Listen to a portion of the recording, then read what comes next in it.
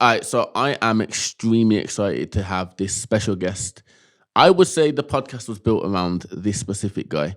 So what are you saying, Robbie? How you doing? You good? I'm blessed, you know, brother. Happy to be here, bro. First Love podcast. That. Easy. Yo, Yeah, the first one is like, yo, that mean the podcast? We got the virginity of you for the podcast, yeah? Yeah, man, I'm here, bro. I Ready. love that. I love that. How's your day been, bro, so far? Bless you, know, bro. I know you see my Insta story about me having a competition. Yeah, listen, yo, he got me. You know the mad thing, bro? Like today, yeah, it's crazy that I watched it after I went in the sauna. So I was in the sauna today, yeah, like an idiot. Like the story's just so stupid. You know when so I saw your story after I came out, but I was in the sauna today, yeah, and when I was in there was two guys speaking about a couple of topics. And in my head, I was thinking, yo, I'm going to have to jump in this. And I jumped in on it. Bro, good 50 minutes later, bro. Oh, sick. Nah, like, no cap, bro, no lie. When I got out of there, I was shaking, bro. I had to sit down for a good minute, bro. Bro, this geezer walked in, bro. I was screwing. What? I was about to go, Yo, what? Tell the people the story, bro. Nah, so I'm in the sauna. And I'm like, right, my aim to do 15 minutes. Mad. So I want to do 45 minutes. Because Unbroken. Apparently it's good for your health, innit? Yeah. So I'm like, all the growth hormones, whatever. So I'm in there. I got to 20 minutes. I thought, all right. And this geezer walks in, sits down. I'm like, I can't beat him, bro. Bro, so hold on. You were going to do 15 minutes walkout, 15 minutes walkout. Yeah, but I got to 20 and I was like, I'm all right. Yeah. I'm going to try doing 2 halves rather than 3 lots, you get me? And then he walked in, bro, and I was like, right, I can't let him win. It's a competition now, I know him, Joe. So he sat down, I'm like, right, that's it now then. He don't even know. You didn't even speak to him? No. What? So I'm in a competition with him, bro. Huh? That was it, bro. I was sitting there. So you got to peel me out that sauna. So you're in a competition with a guy that just walked in who you don't know and you haven't spoke to. And he doesn't know he's in a competition. Mad. Yo, listen, challenge everywhere, yeah? Yeah, but I'm hot now, bro. Trust me. It's mad. Okay, did he last for 45 minutes? Yeah, bro. Okay, the question that everyone's going to ask is, who came out first? He did, bro. Mad guy. No chance, bro. Have to peel me off that. Mad guy. You just still see my shorts in the sauna, bro. Yo, I wondered about that, Joe. So when you came out, what was the condition of you? Was you like, yeah, mash up, bro. Mash up. Straight in that cold shower, bro. Yeah. Did you know that at JD you can turn the cold shower to even colder? Nah, bro. Yeah, little trick, bro. Mad. So if you go in there, pretend I didn't know that, Luke. It's warm. It's cold, bro. I don't want it any colder. You're saying that you can't handle it, yeah? Yo, have you ever done, like that ice bath thing that's trending now? Have you ever done that? Yeah, bro. But so like I've done that when I was away, and he was at like a Wim Hof place. Okay. So you know about Wim Hof? No. So Wim Hof is the one who started all of this jumping in the ice. Mad. About the Wim Hof breathing technique. Okay. So like he calls himself the Iceman or something. So it's an actual thing. You go there and you get in. How long did you stay in there for? It was like a certain time that you have to do.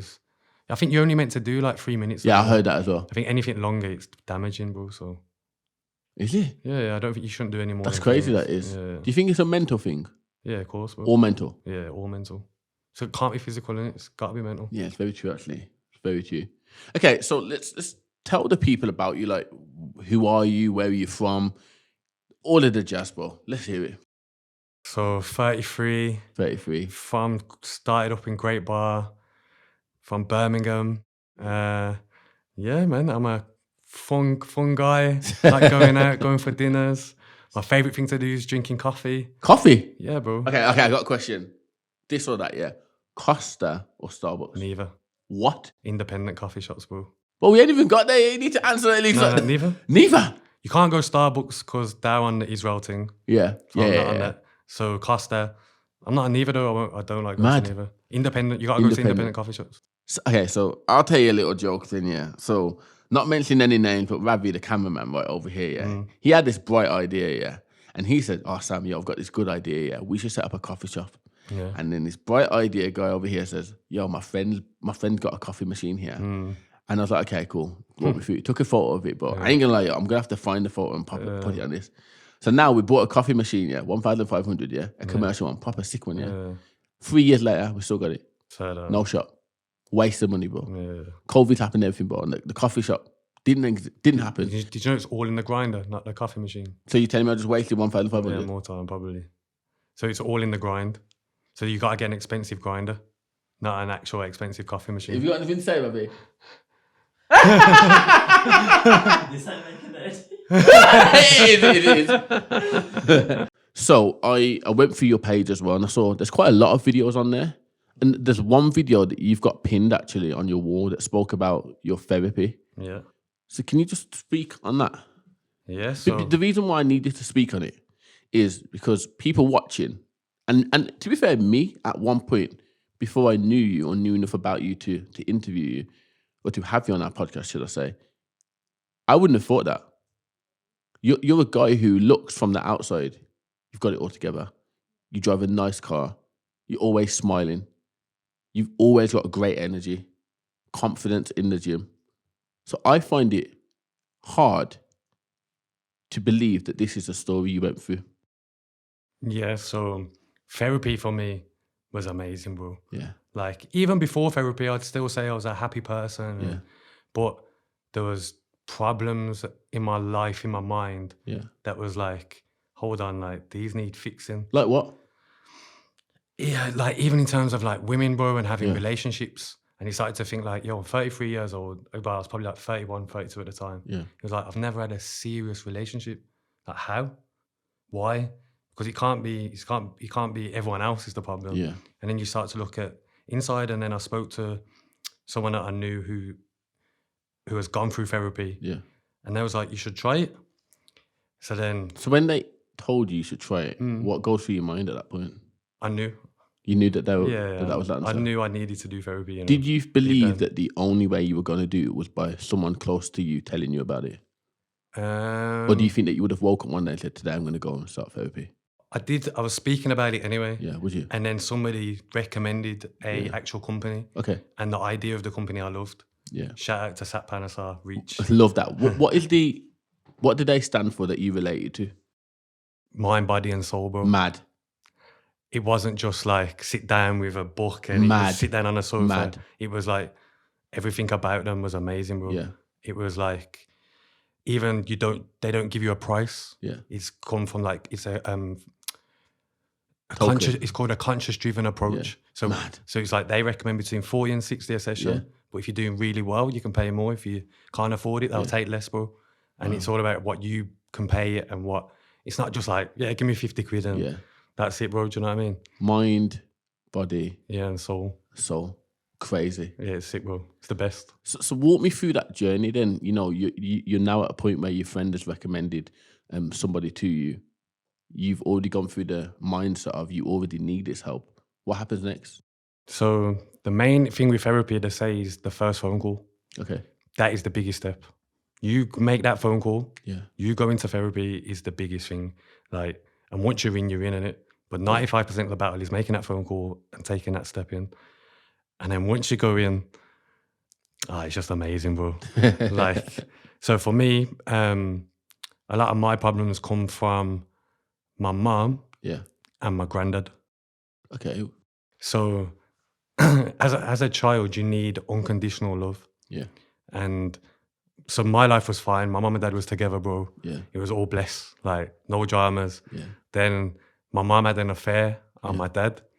So then that just went mazza. Like I ended up going to live at my nan and granddad's, Yeah. which was blessed, How bro. old was you then? Year 4, bro. You thought you remember it like Yeah. I remember the teacher in my class, everything. mad. Probably like 7, 8, year 4, Yeah. 8 maybe. But being at my nan and granddad's, that was fine though, bro. Yeah. Because I still had the unconditional love from my nan and granddad. yeah. And that's what you need as a child. Yeah. Like my dad was like obviously my mom's cheated on him, do you get me? Yeah. So like now as a man, you're starting to think like, yo, fucking hell. Yeah. Well, that's a bit mad. Excuse me. So yeah, and then my mom was out partying with her new man. What? So hold on. So she cheated on your dad, Yeah. and then that relationship was done. Yeah, done, bro. Like mom and dad, that was it. I don't think they've ever spoke since, bro. Yeah. Like to this day. Yeah. So then like I was living at my nan and granddad's. It was okay, bro. Like difficult, I had to grow up fast, you get me? Yeah. Had to life changed, bro, overnight, like click of a finger. And you're 8. This is the thing, man. Like you're a very young person at this point. Yeah. But then what was the double killer was then my granddad had an affair with my nan and my granddad disappeared, bro.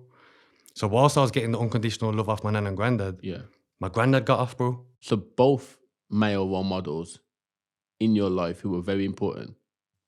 And my mum as well. And your mum Yeah. just went. Yeah. And you're 8. Yeah, 8, bro. Maybe 9. So yeah, so like that impacted me a lot. But it was only going to therapy that I realised that it was a lot with my granddad as well, you get me? Yeah. Because they supported it. It was fine, like unconditional love, bro. It's bliss. But then when my granddad went, it was like double traumas. I don't know if you've heard about double traumas. I haven't. So like even say if a child's at school Yeah. and the maths teacher goes, "Oh, you're stupid. Yeah. You couldn't answer the question."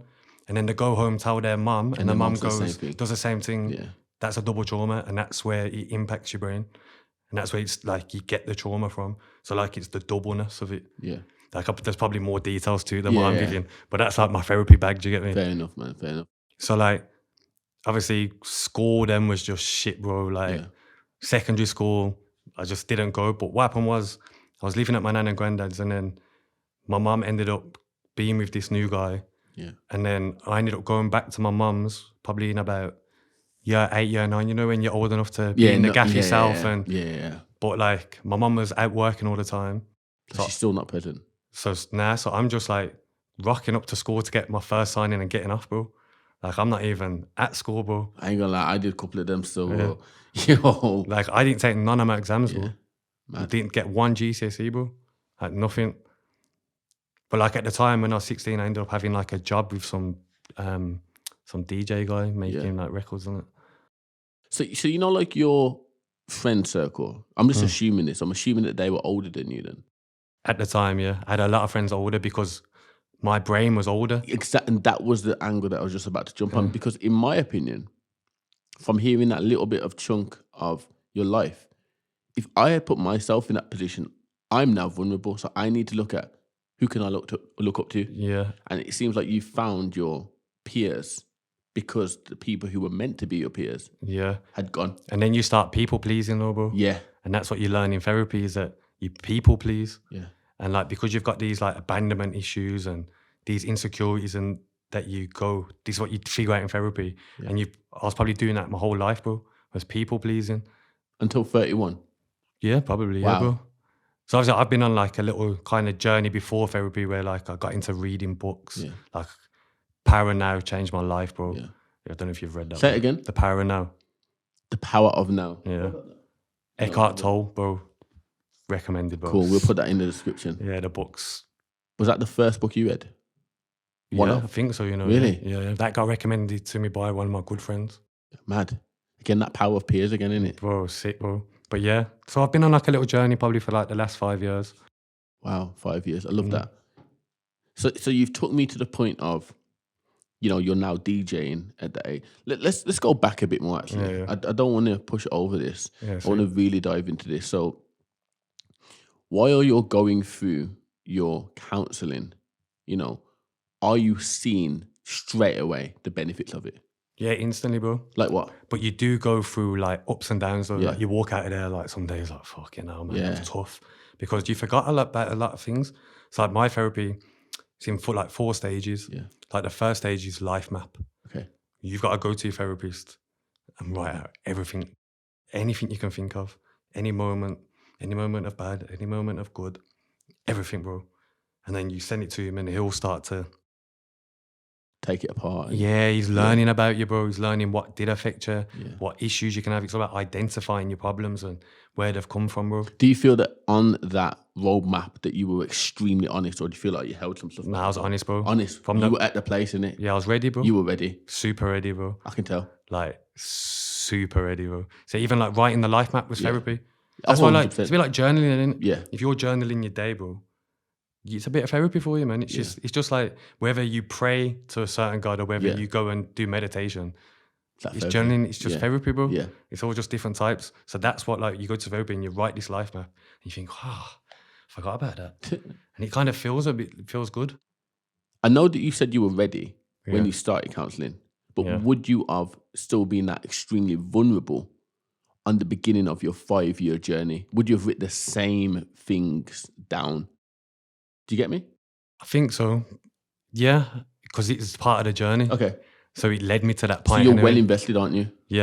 Okay. Like, things happen in your life, bro, where it makes you realize certain things in it. So that's why, like I say, the 5-year journey was like, so one of my good friends, he got cancer, bro, right? And he was the same person that told me to read Power Now. Yeah. And he, the fittest man I know, fam. Swear. Bro, this guy, machine, footballer, like professional footballer, bro. Mad. Got cancer, bro. Never seen it coming, bro. This guy was like, bro, no chance. No, he ain't getting cancer, bro. You get me? Then boom, he got leukemia. And he was like, huh? How? Bro, life's short. Do you get me? And then you're having conversations with him, who he's been on his own journey. Yeah. Like he's a little bit older than me. So like you start like listening and you're coming from somebody that's going through a struggle. Do you get me? Yeah. And then like his journey was amazing. Obviously, he's blessed now. Everything's fine. And that, you get me? Which is good. He's written his own book, which is Love sick. that. What's his book called? Why Not Me? Mad. Yo. So like, we need to plug that as well. Yeah. So he's why, and like his thing is, why not me? Like everyone says when you have something bad happen, why me? Yeah. But why not, bro? And it's a biography of his footballing life and his cancer journey. And is that on Amazon? Yeah, it's yeah. Okay, cool. So yeah, definitely ordering that. Carl Ikeme, Why Not Me? Big. But like that, even that in itself, that journey there is like starts to make you think. Do you know what I'm saying? And like, he's like a wise man anyway. Somebody in my friendship circle that I can listen to and good advice, bro. You get me? And then just after he recovered, my best friend, like one of my brothers, died, bro. He got killed in it. So then like I was like, Ross, like this is just mad now. But it was like, it started to feel like everybody I'd met and everything that I've been told to do up until that point, bro, it led me to that and helped me deal with it, bro. It was like part of my journey, fam. Yeah. That like this was meant to happen, bro. It was weird, bro. Like it was mad. It's crazy that you know we're diving into your biography, your life. Yeah.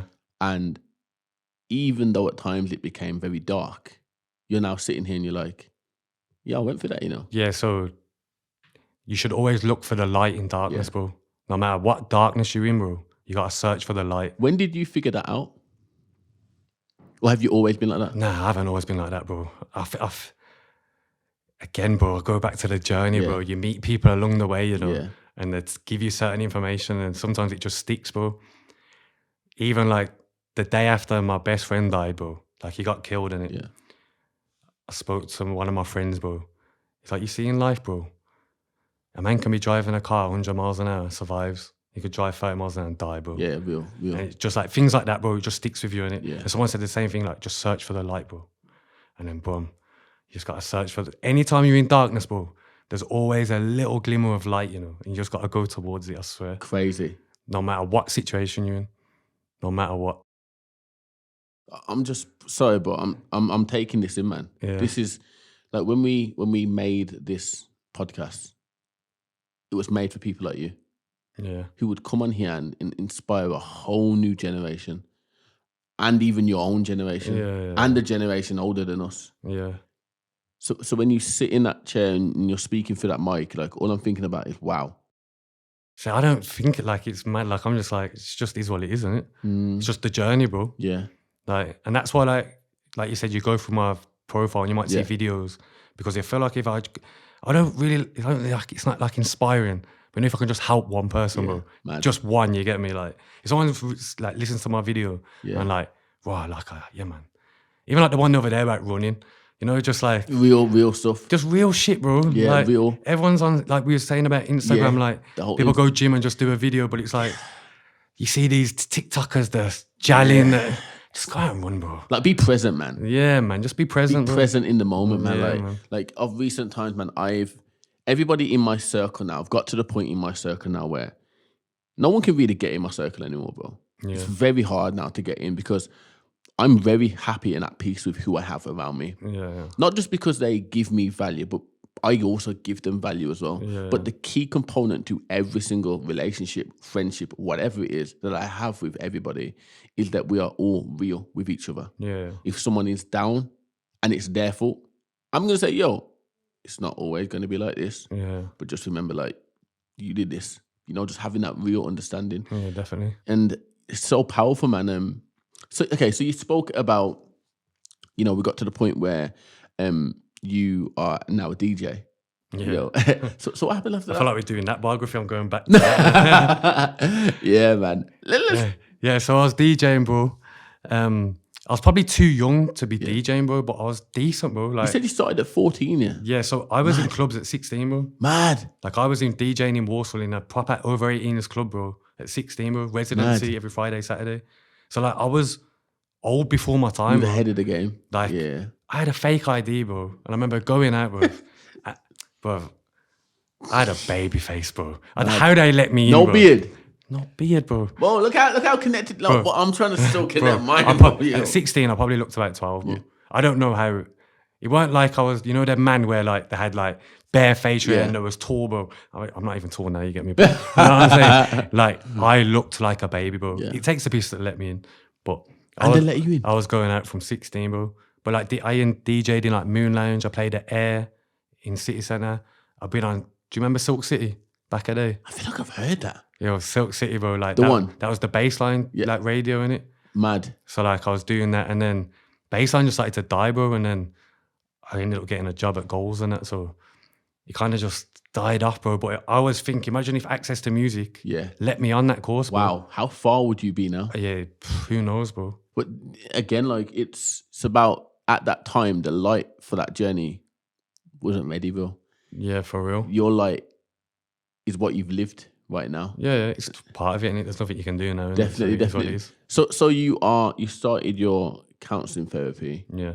You know, walk me through more of that, because I really feel that itself is going to really help a lot of people. Whilst I'm at therapy. Yeah, whilst you're at therapy. Yeah, so whilst I was at therapy, like, the impact starts straight away, bro, because you, like I said, you're doing the life map, bro, and you're like, yeah, man, like, this is sick, bro. And then there's like 4 stages. I can't remember what the second was. The Walk of Shame. Okay. Hall of Shame. Yeah. Which is like highlighting all the times you felt shame and made other people feel shame. You get me? And then you have dark room therapy. And the dark room is the serious bit, bro. Yeah. All of the other bits is just like touching on the surface. Dark room is blindfold on. Yeah. You lie there. You go into like a meditative state. You lower your heart rate. Yeah. And then the therapist will take you into certain situations like I met my mum at my safe place in dark room though. Or like he'll tell you to go down into a well and you're there by yourself. This is all in dark room though. Yeah. So it's as in like it's like a spiritual kind of thing. Yeah. But like, and then like you meet your 60-year-old self and you have a conversation with them. Like anyone that's done it will understand. So other people are probably a bit like, nah, I'm hearing you. Yeah, I'm hearing you. Yeah. But like, it's all about hitting your subconscious because you need to get into your subconscious because that's the way you traumas and at work, and can't think of the word I'm looking for, but you have like different layers in it. Yeah. So you have your conscious, unconscious, subconscious. Yeah. So like decisions that you make that you don't even realize you're making and the reasons why. So like because somebody done something to you when you was 12, you might still do it without even realizing them. Yeah. You don't even know that that's why you do it, and that's where you need to hit. Otherwise, it's like painting over a crack. Yeah. You need to knock down the cement, get the mix out, and throw it back up. Do you get me? Yeah. So okay. So can you speak on a time when you were in the dark place, and when you touched on a subject that's, because you spoke about the most powerful bit of the counselling was you go into this dark place. This is the most serious bit of counselling. Yeah. So is there like any specific events? Because from hearing you, I'm assuming that you went to a point where you were meeting your dad there potentially and meeting your granddad. And it's pretty weird. I don't have a relationship with my dad, bro. But he didn't cause me no problems. So it's actually quite easy for me to forgive my dad. Yeah. Because my dad was always at work, man. You get me? He was always at work. I never had that connection with him anyway. Yeah. So even when my mum and dad broke up, bro, I didn't feel betrayed by my dad. Yeah. Because I was never that close to him. Whereas like by my mum, that's when I felt betrayed. Yeah. So the problem with me and my dad is I don't know. Okay. So like I've reached out to my dad and he's had the opportunity to be in my life, bro. And he hasn't took that rope, do you get me? Yeah. So like, my dad didn't really come up much in therapy, Okay. It was a lot of my mum and my granddad, bro.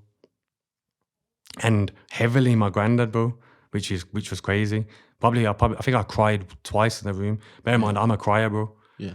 Bro, I'm a crier, bro. I cry You anything. want tissue now? Nah, I'm good. But I'm a crier, bro, man. I cry like when I see nice things, like when people be nice to people. Yeah. I'm like, right, that touched me, man. You get me? So you're very in tune with your emotions. Yeah, bro. You gotta be, bro. Yes. You have to be in tune, bro. But yeah, I'm a crier. But even in therapy, there just weren't a reason to cry. Yeah. Like you're just talking about shit. Do you get me? It's coming off your chest anyway. Yeah. But like, one good thing with me going to therapy is my friendship circle. Yeah. Is that a lot of people go to therapy and deal with day-to-day stuff.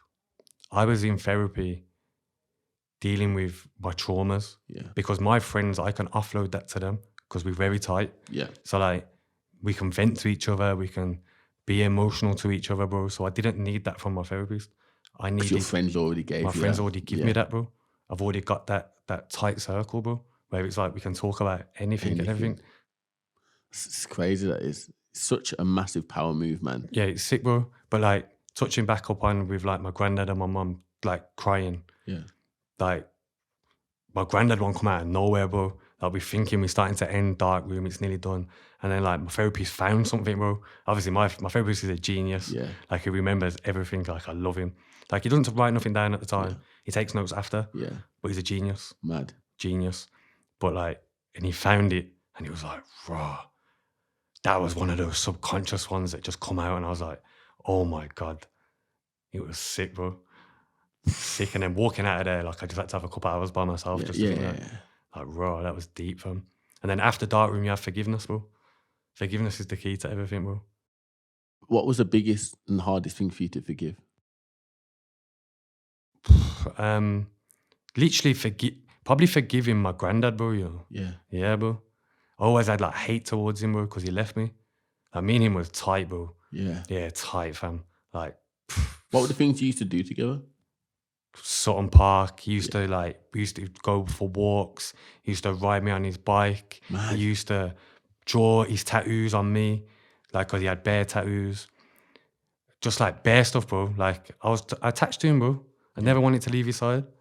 Like, he was like a father figure and like a best friend, bro. And he disappeared, bro. Was you his only grandson? I was the oldest. Oh, so I was the first, innit? Wow. So like, my mum's one of 5. Yeah. And there was like, I don't know, about 16 grandkids now. But I'm the oldest, so I was the first, innit? Fair enough, fair enough. But you said the hardest thing for you to forgive was your granddad. Mm-hmm. Do you feel like you have forgiven him? Yeah, definitely, bro. Do you know what it is in life, bro? It is what it is, isn't it? Yeah. And you have to learn to love distantly. So like, you've got to like love like with a bird's eye view. Yeah. Do you get me? Mad. That's how you're meant to love. So it's just like, yeah, man, you're my granddad. It is what it is, man. If you start holding hate towards someone, Yeah. the only person you're giving is yourself, and you're hurting yourself. Yeah.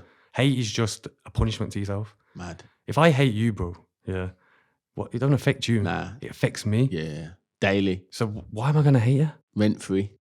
That's the saying, bro. And the saying's a saying for a reason, and Yeah. I believe that. So it's just like, if I hate you, bro, it's gonna affect me. So like, once you get to that stage of like, it is what it is. Yeah. That's the best stage, bro. It's a powerful move, man, that is. What does like, so you're 33 now, yeah? Mm. What would you tell us? It's a question that we ask everybody who sits in this chair, and it's even more powerful now. Mm. What would you tell the 16-year-old version of you? Who you are now. Yeah. You go into a room and you meet the 16-year-old version of you. Yeah. What would you tell that person? What would you tell Robbie? I've already kind of done that in therapy, innit? Mad. So it's like you meet like your child version, like even younger, like your 6-year-old self, innit? Mad. Everything's going to be okay, bro. Simple as that, bro. Everything's going to be okay. Mad. And like I could go into details and be like, oh, tell him to buy Bitcoin. Or I could be like, yo, go travel, all the generic stuff, go in. But like, you can't change anything now. Nah. So I'd literally tell my 16-year-old, everything's going to be all right, bro. And that's it. It's crazy, man. For the very first moment in every single podcast that we've ever done, I feel complete, bro. Like, I feel emotional, bro. Like, Fair big enough. man things, bro.